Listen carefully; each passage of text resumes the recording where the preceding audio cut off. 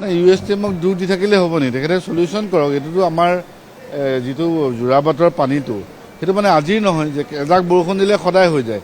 কালিতো 5 ঘণ্টা 6 ঘণ্টা ব্লক হৈছে। আমিও এই বানপানীত এনেকৈ ঘূৰি গৈছে কেতিয়াবা, আমি আমাৰ নগাঁৱলৈ ঘূৰি গৈছিলোঁ। সেইকাৰণে এইখন চৰকাৰে কেৱল কাৰোবাৰ ওপৰত দুখ থাপি দিলে নহ'ব, তেখেতলোকে বিহিত ব্যৱস্থা লওক।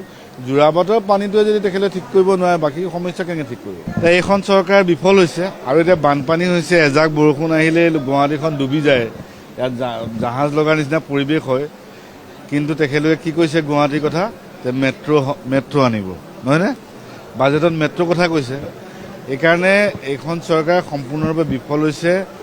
গুৱাহাটীখনকে তেখেতলোকে লাষ্ট 10 বছৰে এই বানপানীৰ সমস্যাটো সমাধান কৰিব পৰা নাই। আৰু তেখেতলোকে বৰ কথা বাজেটত কি কৈছে, মেট্ৰ'ৰ কথা কৈছে।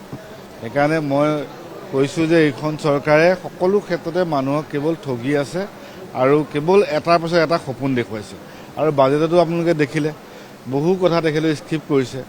6 নং দফা কথাটো তেখেতে উল্লেখ কৰা নাই, তাত বাজেট এলোকেশ্যন কৰা নাই। অসম দৰ্শন, যিটো অসম দৰ্শন এখন পপুলাৰ স্কিম নামঘৰৰ কথা আছিলে, এই বাজেটত সেই অসম দৰ্শনৰ কথাও নাই, সত্ৰৰ কথাও নাই, মাজুলীৰ উন্নয়নৰ ক্ষেত্ৰত একো নাই।